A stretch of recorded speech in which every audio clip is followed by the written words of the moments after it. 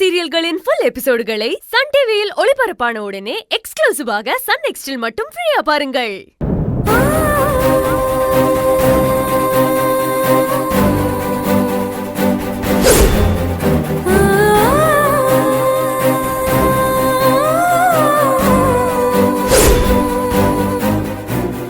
நம்ம ரெண்டு பேரும் ஒருத்தருக்கு ஒருத்தர் சந்தோஷமா நல்ல புரிதலோட இருந்த நாம இன்னைக்கு ஒருத்தருக்கு ஒருத்தர் பாத்துக்க கூட முடியாம கிட்ட நெருங்கி இருக்க முடியாம தவிச்சுக்கிட்டு இருக்கோமே.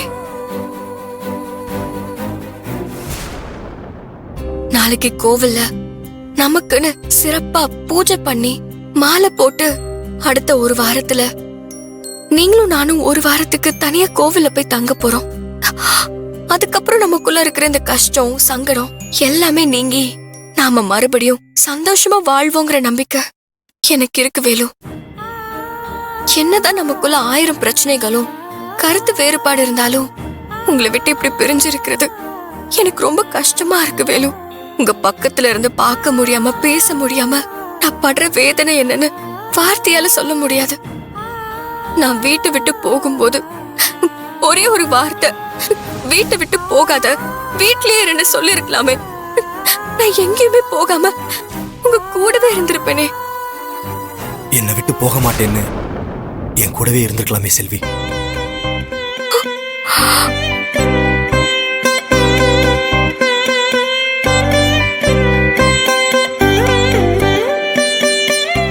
என் அன்பை விட்டு என் காதலை விட்டு என்னை புரிஞ்சுக்காம ஏன் என்னை விட்டு போனீங்க?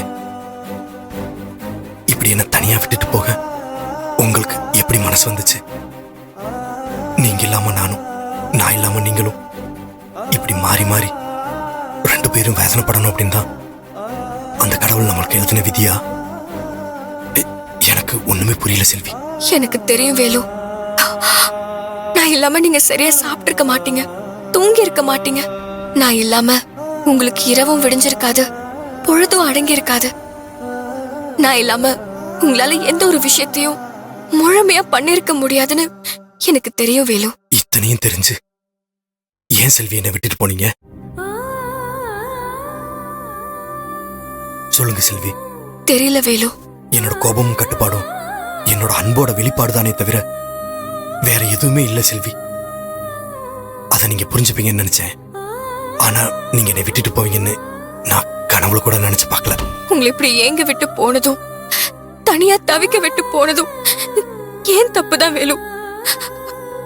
நீங்களும் நானும் ஒன்னா சந்தோஷமா சேர்ந்து வாழ போற அந்த நாளுக்காக தான் நானும் காத்துக்கிட்டு இருக்கேன். வீட்டுல எல்லாரும் சொன்னாங்க கோயிலுக்கு போயிட்டு வந்தா நம்ம வாழ்க்கை சந்தோஷமா அமையும் அப்படின்னு. நானும் அந்த சந்தோஷத்துக்கு தான் காத்துக்கிட்டு இருக்கிறேன். நிஜமா தான் சொல்றீங்களா? ஆமா, சத்தியமா. என்ன இது இப்படி தனியா நின்னு பேசிட்டு இருக்கா?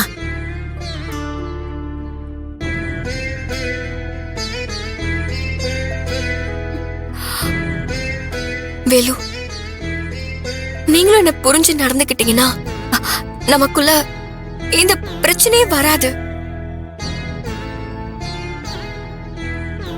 ஏய், எங்க கூட்டிட்டு போற?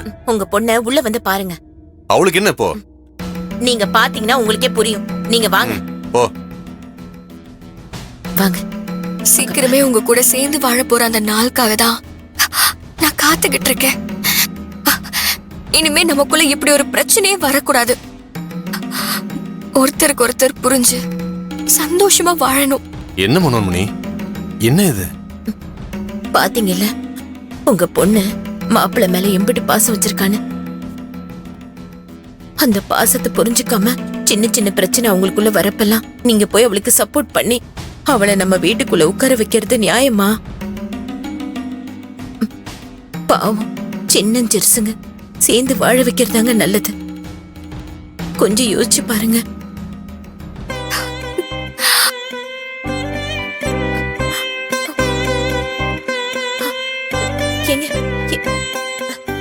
சரி, இப்படி என் மேல உயிரே வச்சிருக்கிற நீங்க உங்க அண்ணன் விஷயத்துல மட்டும் கொஞ்சம் கூட சொந்த மூளையை பயன்படுத்தாம அவரு செய்யறதுதான் சரிங்கிற பிடிவாதத்துல இருக்கீங்களே. இங்க பாருங்க, அங்க சுத்தி இங்க சுத்தி திரும்பவும் அதே இடத்துக்கு வந்து நிக்கிறீங்க பாத்தீங்களா? இப்படி நீங்க என் அண்ணன் பேச்சு எடுத்தா நான் திரும்ப உங்களை பார்க்க கூட வரமாட்டேன். வேலு